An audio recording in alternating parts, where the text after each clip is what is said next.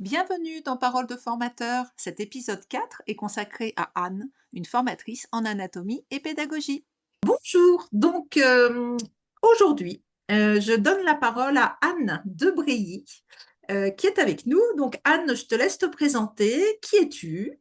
Quelle est ta profession? Je sais pas, pédagogue dans l'âme, ça se Ouais, dit sur le CV ou pas. Non, si je dis une présentation très officielle, je suis créatrice et dirigeante de Pédagogie en Mouvement, qui est un organisme de formation qui accompagne et forme en anatomie et en pédagogie des professionnels du mouvement, des gens, moi je dis des profs de mouvement, donc ça peut être des profs de danse, de yoga, de pilates, des gens dans la sophrologie, des coachs sportifs, des profs de chant, et parfois des gens qui viennent du milieu du soin et de la santé aussi. c'est hyper intéressant. On se connaît parce que voilà, on a des activités quand même en commun. Mais toi, ta profession d'origine, Anne, À l'origine, je suis prof de danse. J'ai voilà. été prof de danse pendant 20 ans. Mais c'est pas forcément ça. Ça m'a amené à la pédagogie parce qu'il y avait vraiment un élan de départ vers la transmission, hein. C'était pas par défaut de danse scénique que je me suis dit, ah, je peux pas être danseuse, je vais être prof, parce qu'on entend ça parfois. C'était vraiment par choix d'être passeuse de savoir.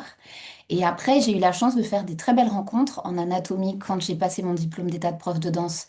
J'ai rencontré une certaine Blandine Calais-Germain, ce qui m'a fait aller vers l'anatomie.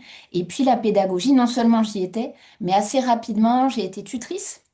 Donc j'ai accompagné des personnes qui me disaient, mais Anne, pourquoi là tu fais tel truc, tu le fais comme ça, etc. Donc ça demande d'avoir un regard, une méta-analyse sur ce qu'on est en train de faire. Et puis j'ai été aussi formatrice dans des centres de formation de danseurs. Et puis petit à petit, ben, pas que de danseurs, finalement, j'ai formé aussi des gens de plein de milieux corporels différents Ouais, c'est ça. En fait, c'est afin ça. de monter pédagogie en mouvement. Pédagogie en mouvement. T'es située où en France? Moi, T'es où? je suis toulousaine, T'es mais Toulousaine Rose. valide. C'est ça, la ville rose, qui est ma ville de cœur, même si ma famille n'est pas originaire de là. Mais j'y ai toujours vécu et surtout, je vis beaucoup avec une valise parce que je me déplace un peu partout en France et parfois en Europe. Ouais, c'est ça. Ok, super. Et donc, du coup, les gens à qui tu fais des formations, toi, pour repréciser bien, ce sont des professions liées au mouvement. C'est ça que tu disais. Je vais te laisser repréciser. Des fois, tu parles de professions de santé. Est-ce que tu peux nous dire un peu dans quel contexte tu as des professionnels de santé qui viennent se former auprès de toi? Enfin voilà, est-ce que tu donnes toujours des cours de danse, outre que des Non, cours puis de maintenant, pédagogie? Enfin voilà, dis-nous un entre peu. guillemets, j'ai raccroché les chaussons, mais j'en utilisais pas parce que j'enseignais la danse contemporaine, donc on est pieds nus. Mais non, ça me demandait trop déjà d'être entrepreneur, diriger, toi-même tu sais, diriger un organisme de formation et par ailleurs être au sein de cet organisme formatrice principale. C'est Oui, déjà deux casquettes qui sont énormes en elles-mêmes. En fait, faut être Shiva déjà dans les deux, donc ça me demandait trop. J'enseigne plus la danse sauf rares interventions. Mais je côtoie encore le milieu de la danse sur certaines interventions, mais c'est pas majoritaire. C'est pas... ok. C'est pas majoritaire. Donc toi, tu as des gens qui viennent vers toi pour, par exemple, se former à l'anatomie. C'est des gens qui font du yoga, c'est ça que tu disais, des gens qui font du pilates. Euh, On t'as fait quoi? lié avec la transmission du geste. Donc, une fois, j'avais compté le nombre de disciplines que j'avais pu accompagner depuis que j'ai créé mon organisme de formation, pas depuis que j'enseigne depuis Donc ça 25 fait combien de temps? Ça fait combien de temps que tu as créé? ans. Pédagogie en mouvement, fin 2018. Et les Ok, premières... donc on est sur 7 ans. Ok. Et en fait, il y a plus de 45 disciplines corporelles différentes que j'ai pu accompagner. Alors attention, hein, quand par exemple je cite la danse, on pourrait dire il y a la danse jazz contemporaine, le machin, le truc. J'en cite qu'un. La Ok, oui, danse. oui, c'est la danse en Mais, général. mais j'ai accompagné des personnes qui font de la gymnastique holistique, de la marche nordique, des arts martiaux, des danses Ouais. latines, et aussi parfois des kinés, des ostéos, etc. Ouais, donc super diversifié en fait, ton public. Oui, et ce qui est commun à toutes ces professions-là, quand on est dans la transmission, pardi, c'est le corps, Ouais, d'où l'anatomie, et c'est ce que l'on transmet, comment on le transmet. La pédagogie, ça c'est très transversal en fait. ouais. Et je trouve que c'est souvent oublié. C'est-à-dire on est beaucoup, tu sais, il y a un peu déjà des querelles de clochers, de profs de yoga, ils ont peut-être du mal à se parler. Donc j'aime bien aussi moi justement faire du lien avec d'autres disciplines parce qu'il y a moins le côté querelle de clocher. Et puis aussi parce que c'est des savoir-faire qui nous sont communs, nécessaires, Ouais. qui sont censés être communs à toutes nos professions. Mais aussi bien quelqu'un qui est kiné qui donnerait un cours collectif, ben, gérer l'énergie d'un groupe, savoir quel est le mot qu'on choisit dans le vocabulaire courant, mais pour que ça reste précis, gérer l'arrivée des apprentissages, etc. Ben, tout ça, ça s'apprend en fait. Et Ouais. pour moi, c'est de la pédagogie. On T'apprends est pas. d'accord. Ah ouais, j'adore. Moi, je t'écouterai longtemps. Alors, c'est très bien. Je passe à la troisième question. Alors, une question un peu plus donc sur le fond. Quelle devrait être, selon toi, la compétence phare d'un formateur et pourquoi? J'ai envie de dire plein de choses. Oui, je sais. Alors, j'arrive avec le parchemin. Euh, non, je vais retenir qu'une. La nécessité d'avoir conscience de distinguer l'intention de l'action. Ok, alors vas-y, On peut, précise. on peut avoir les plus belles intentions du monde, de se dire, ah, mais moi, je voudrais vraiment être bienveillant, avoir pas trop une pédagogie qui soit descendante, être avec les personnes, etc. Oui, So what? Et après, comment est-ce qu'on le met en place? Je prends toujours le même exemple. Moi, j'ai un petit chien, je peux lui dire que je l'aime à mon petit chien. oui, À un moment donné, il va falloir que je le sorte, que je lui donne à manger, que je lui fasse des soins vétérinaires, que je... Et ça, c'est de l'action, c'est pas de l'intention. oui, C'est oui, porté par une intention. Bien sûr qu'il faut travailler à son intention, j'allais dire presque de cœur, mais aussi à son positionnement pédagogique pour qu'il soit juste. Mais après, c'est comment est-ce qu'on le met en acte. Et ça, en fait, ça demande d'avoir des outils. Hein, la oui, pédagogie, c'est pas une bonne fée qui se penche sur le berceau des uns et des unes et pas des autres.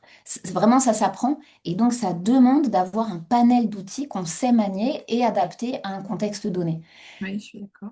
Qu'on le Et ça ram- veut dire, toi, ce que tu dis, c'est ce que j'entends dans ce que tu dis, c'est que le formateur, il est conscient qu'en fait, il a besoin de se former. C'est ça que tu veux dire. C'est-à-dire qu'il a Absolument. besoin d'apprendre des choses et que c'est pas inné parce que il pense qu'il a des qualités, je sais pas moi, personnelles, individuelles, ou parce qu'il a vu des profs et qu'il se dit, bah, ça doit Eh, pas être si compliqué que ça. C'est ça que tu veux dire, en fait? tu le dis bien, tu le résumes Je très le dis bien. bien. Non, mais d'apprendre à Ouais. manier des outils. Oui, Et je veux bien avoir envie de mettre un cadre au mur, mais à un moment donné, il faut que je sache si un tournevis, c'est le bon outil pour faire ça, si je prends un marteau, un ouais. clou, une perceuse. Et le forêt, c'est un forêt de combien? Et la cheville, c'est une cheville expansion ou pas? Non, mais quand je dis ça, tu sais, On voit la un bricoleuse, hein, entre nous. concret, très concret, tangible, etc., Ouais, je me dis, mais dans la pédagogie, c'est la même chose en fait. ouais. C'est pas juste, ah, j'ai envie de me faire entendre par tout le monde. Tu travailles quand ta voix en fait, quand t'es prof? Mm. Ouais, ouais. Je suis tout à fait d'accord. Très Juste bien. sur ce paramètre-là, je parle même pas de tous les autres. Ouais. Parfait, merci. Super intéressant. Et de ce fait, comme on parlait d'outils, est-ce que tu peux nous donner un exemple d'outils pédagogiques que tu utilises souvent ou de méthodes pédagogiques que tu utilises souvent euh, que tu as envie de partager? Est-ce que j'ai le droit d'aller sur du très concret et de donner un exemple Ah, mais plutôt? oui, tu as le droit de Parce que tout. tu sais, la Allez. méthode, je suis toujours embêtée. Les gens, au sortir des stages, ils me disent, mais Anne, tu nous donneras une bibliographie. Oui, Mais il n'y a pas de bibliographie, c'est du Anne de Brilly, en fait. Peut-être qu'il y aura un ouvrage un jour, mais, mais c'est par ce que j'ai appris à faire, en fait, sur le terrain en 25 ans. ouais, Je vais mais te donner, vas-y, je vais vas-y, te bien donner un sûr. exemple qui est très concret, qui est une des dernières séances que j'ai fait dans ma formation Dynamo, sur Mhm. comment est-ce qu'on met en relief une notion. Alors déjà, ça demande un prérequis, c'est savoir ce qu'on a besoin de mettre en relief, de ne pas être limité Voilà. dans son discours, donc d'avoir un objectif. Et quand je dis ça, les gens se disent, ah oui, je dois préparer mon cours. Mais l'objectif, tu peux le trouver quand tu vas donner le cours dans ta voiture. Ça peut être à l'instant T où tu dis, oh là là, là, ça merde complètement. Hop, je vire un peu de bord. Mais n'empêche que, à l'instant où on est face aux gens, il faut avoir un objectif donné. Ça veut dire aussi de savoir élaguer le reste. Oui, C'est un apprentissage. Et par exemple, pour mettre dans notre discours verbal en relief une notion, en général, on a tendance à quoi? Par exemple, à le dire plus fort. Ben, jouer avec l'intensité vocale, ok, c'est le premier truc qu'on peut faire, mais on peut aussi le dire moins fort, comme attirer l'attention des personnes sur ce qu'on voudrait faire. Ça pourrait très bien être, aujourd'hui, dans tout l'exercice qu'on va faire, je voudrais qu'on fasse une inspiration costale. Parce que ça va nous amener à, tu vois, hop, ça amène les gens dans la confidence. Et il y a un outil, moi, que j'aime bien utiliser, c'est le silence. Mais c'est un outil très concret, le silence. oui. Et de se dire, allez, c'est l'inspire costale que j'ai envie de mettre en exergue. Mhm. Je peux très bien mettre un silence avant. Aujourd'hui, ce qu'on va chercher à faire, c'est Une inspire costale dans les côtes. On va chercher à inspirer dans les côtes. Tu vois, j'ai mis un silence juste avant qui crée une sorte de mise en abîme. Hop, et les personnes se disent on fait quoi, on fait quoi? Et ça met en valeur le mot. Tout à Ça fait. pourrait être un silence qu'on fait après. Et là, ça, c'est plus la mise en suspens, et je laisse résonner le discours. Aujourd'hui, ce qu'on cherche à faire, c'est une inspiration costale pour aller nanana. Donc là, les gens se disent, ah, ok, une inspire costale. Ça pourrait être aussi, j'encadre mon mot de silence. Aujourd'hui, ce qu'on cherche à faire, c'est une inspire costale pour améliorer la flexibilité de, je sais pas quoi, on fait la suite. Et donc, en fait, on a mis en exergue comme ça le mot. J'ai pas du tout joué avec l'intensité et le volume sonore, du tout, du tout. J'ai joué avec un outil, c'est le silence.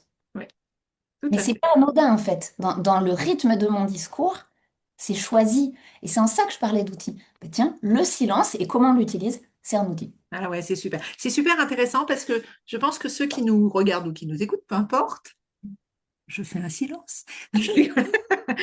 Non, en fait, c'est aussi se rendre compte que on peut travailler pas que sur le fond, en fait, que maîtriser le fond de ce qu'on raconte, bien sûr, c'est une nécessité, mais que la pédagogie, c'est pas maîtriser le fond. On peut très bien maîtriser le fond et pas du tout avoir cette capacité à avoir conscience que les outils on utilise et aussi, bah, nous, en fait, le silence, par exemple, c'est travailler, réfléchir à l'avance et que ça peut vraiment nous servir, en fait, à transmettre qualitativement. Enfin, moi, je trouve ça très, très intéressant et très, très fin, en Et fait. puis c'est fin et puis concret, hein. On peut pas, on est vraiment dans le concret. On confond souvent l'expertise qu'on a sur un sujet avec les capacités à le transmettre. Oui, ouais, tout à fait. Ça, je le vois, par exemple, tu vois, j'interviens au CHU à Toulouse avec des podologues sur un moment un peu minime sur ben, justement comment transmettre au mieux à leurs patients-patientes. Et puis aussi, on fait de la lecture, de l'analyse de mouvement. Et ils me disent, ben, les cours, on les a à la fac et c'est des chirurgiens, chirurgiennes qui nous donnent les cours d'anatomie. Mais moi, je sais pas opérer quelqu'un, d'accord, c'est pas mon métier. Mais d'où le chirurgien, la chirurgienne transmettre, c'est son métier. C'est pas son métier. Peut-être que la personne, elle connaît excellemment bien l'anatomie et certainement bien mieux que moi, tu vois. Mais c'est pas son métier de transmettre. Et ça me pose problème. Je fais toujours le même exemple, hein, mais c'est pas parce que je touche mon robinet d'eau dans ma salle de bain le matin et le soir que je suis plombier. Ouais, de toute façon, on est en phase, hein, toutes les Ouais, deux. Forcément qu'on est 30. d'accord. Là, sur ce point-là, c'est sans faute. Mais prendre conscience de ça, c'est important aussi parce qu'on a beaucoup de gens qui se lancent dans la formation. Alors, parce qu'ils n'en ont pas conscience, puis aussi, on ne leur fait pas prendre conscience, je trouve. C'est-à-dire, ceux qui leur demandent de faire les formations, parfois, vont recruter les gens sur leur expertise Oui, et totalement. sans toujours s'inquiéter, entre guillemets, de leur capacité à transmettre, en se disant, bon, ils vont apprendre sur le tas, c'est pas si difficile. Bon, alors, question d'après. Quelle est la situation récurrente en formation qui peut te faire sortir de ta zone de confort? Et pourquoi? Qu'est-ce que tu fais à ce moment-là? Parce que je pose toujours cette question et je la répète dans chaque vidéo. Parce qu'on est des humains et qu'on n'est pas parfait et que chaque formateur, à un moment, peut être mis en difficulté et que c'est normal et que c'est quelque chose qui doit s'entendre aussi pour des gens qui débutent. Et de ce fait, voilà, on partage un peu nos moments un peu critiques.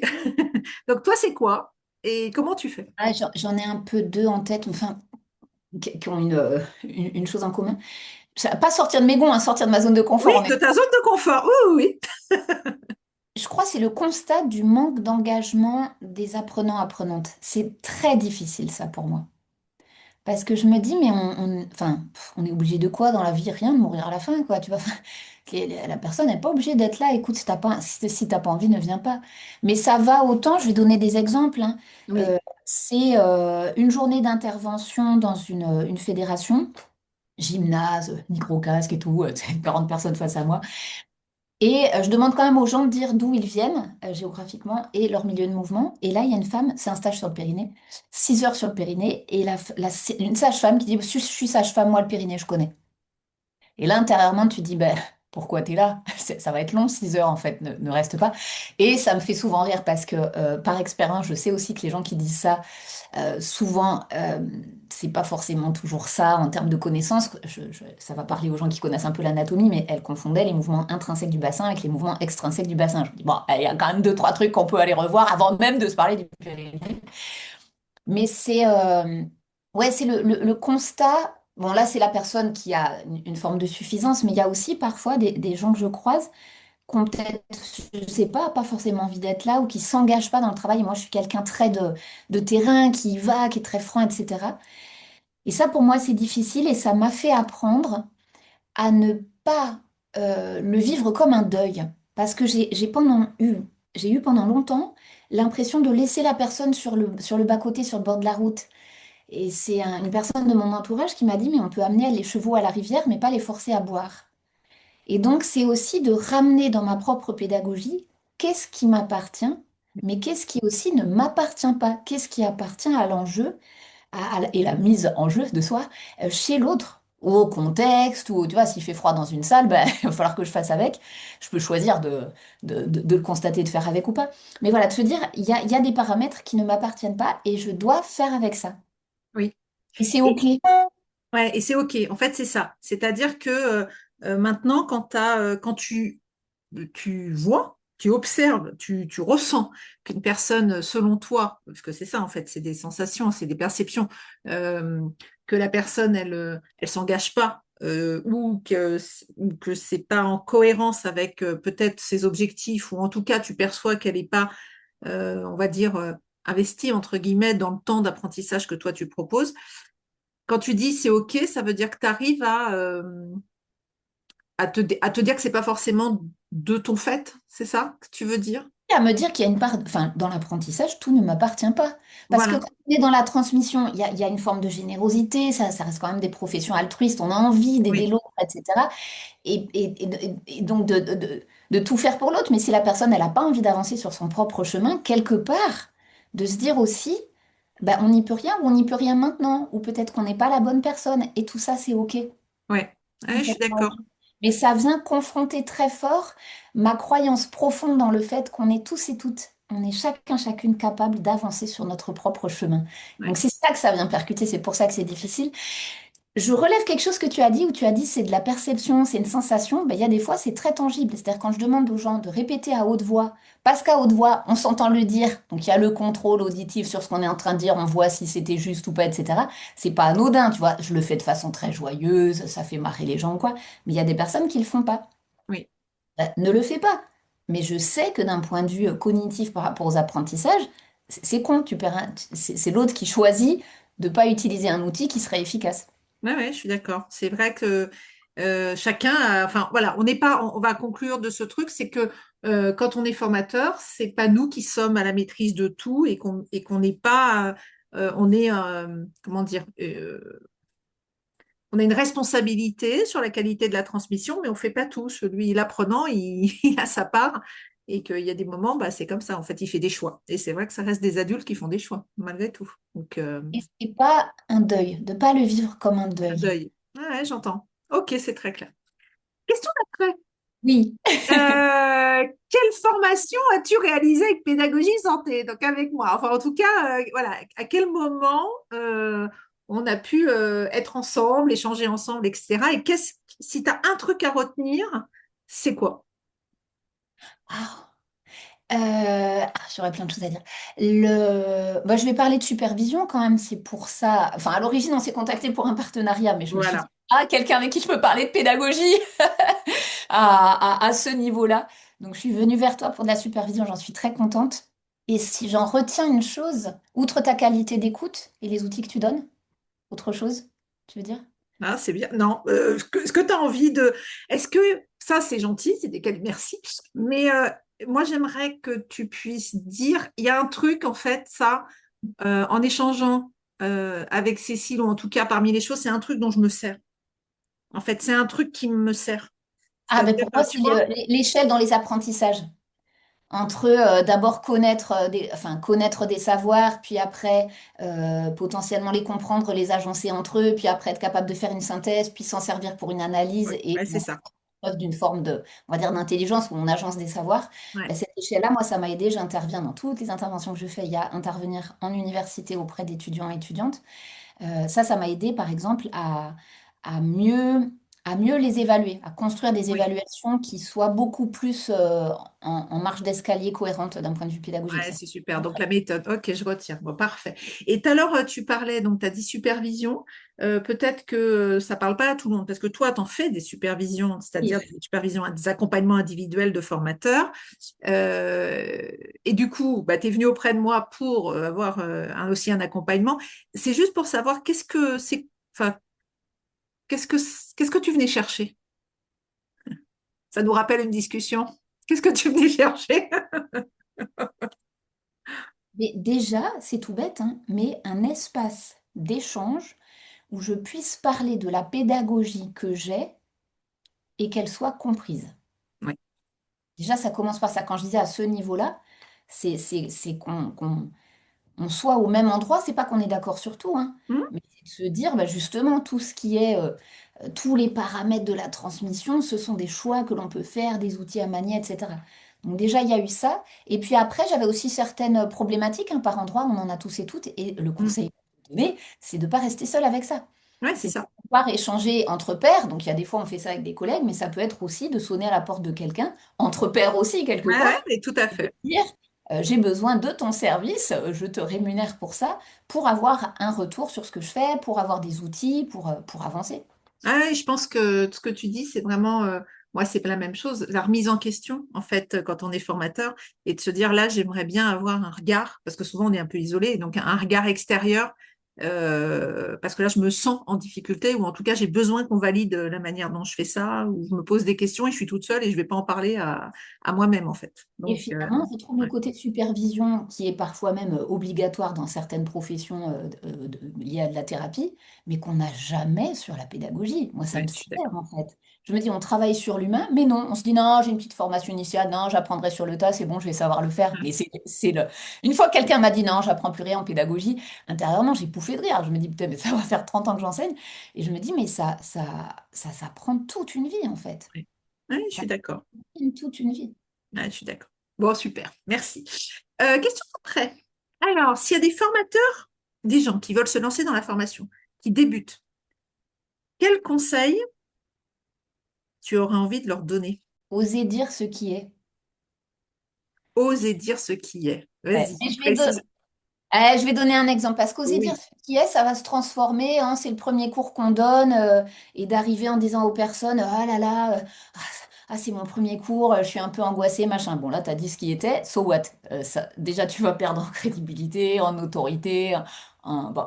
Donc, c'est pas forcément une bonne idée, mais c'est quelque part oser dire ce qui est, se le dire déjà, le reconnaître, parfois le dire aux autres, mais le transformer quelque part positivement. Je vais donner deux exemples. Je me souviens une fois un conférencier qui arrive, c'était une réunion d'entrepreneurs, mais oui, les conférenciers va quand même nous transmettre des choses. Et il avait eu un petit pépin en voiture. Et donc il arrive et il pose son sac, il dit, ah là là, j'ai eu l'accident, machin, etc. Et il n'y a jamais eu cette transformation-là. Là, il dit ce qui est. Mais oui, de dire, ah là là, déjà j'arrive en retard, c'est dire ce qui est. Mais en plus, je suis essoufflée, je vais avoir besoin de prendre une grande respiration. Vous savez quoi? On va la prendre ensemble. Et là, hop, ça y est, t'as tout le groupe avec toi, tu les mets au diapason, la respiration, elle est commune, le rythme aussi, la tonicité avec. Donc, oser se dire ce qui est, oser le dire aux autres pour le transformer après et amener les gens avec nous, ça, c'est un conseil aux je petits suis oignons. tout à fait d'accord. Et ça, c'est tellement quelque chose que on n'ose pas quand on débute, parce qu'on se dit, je vais me dévoiler. Il y a une image du formateur qui doit être toujours la personne souriante, qui n'a pas de soucis, qui n'est pas stressée, qui n'a pas le trac, qui maîtrise son truc, etc. Une espèce de quelqu'un qui nous inspire. Enfin, voilà, cette espèce d'image-là. Et on peut cacher beaucoup ce qu'il y a. Et finalement, je te rejoins, c'est un cercle vicieux, parce que plus on cache, moins on est soi, et moins, du coup, on arrive à créer le lien avec le groupe, et plus on se met à distance, et plus le stress, il va augmenter. Enfin, je trouve que c'est absolument pas constructif. Et Euh, paradoxalement, plus les failles se voient. ouais, Alors que de nommer la faille, de dire oh là là, j'ai la voix qui chevrotte, mais vous allez voir, dans une heure, on sera ensemble, on aura vu telle et telle donnée, vous serez capable de, hop, ça y est, j'ai transformé les affaires, quoi. C'est ouais, pas. exactement, exactement. Bon, super conseil, merci. Dernière question. Une remarque de ton choix sur le métier de formateur. Alors, d'habitude, je dis formateur en santé parce que je m'adresse à des gens qui sont professionnels de santé, qui sont formateurs. Mais toi, je vais dire de formateur au mouvement, tu vois, enfin, qui s'intéresse au corps. Moi, c'est ça que j'ai envie de savoir. C'est-à-dire, est-ce que tu as une remarque, tu as de l'expérience, tu avais passé énormément de personnes et de formateurs en mouvement, quel que soit le mouvement. Quel est ton regard? Ou qu'est-ce que tu as envie de dire là-dessus? Le grand paradoxe du fait qu'il y ait un défaut, au sens premier du mot, un manque de pédagogie dans les formations initiales. Ouais, c'est ça. Peu importe le milieu de mouvement. J'ai vu des gens, mais je t'assure, des gens formés dans le yoga. Alors, yoga, il y a plein d'écoles différentes, dans le pilates, dans ce que tu veux, dans la danse, des coachs sportifs, des gens qui ont un CQP, un BPGEPS, tout ça. En fait, tu te dis, mais il n'y a rien sur la transmission. Je Ouais, discutais aussi avec quelqu'un de ma famille, reconversion professionnelle, même pour être instite.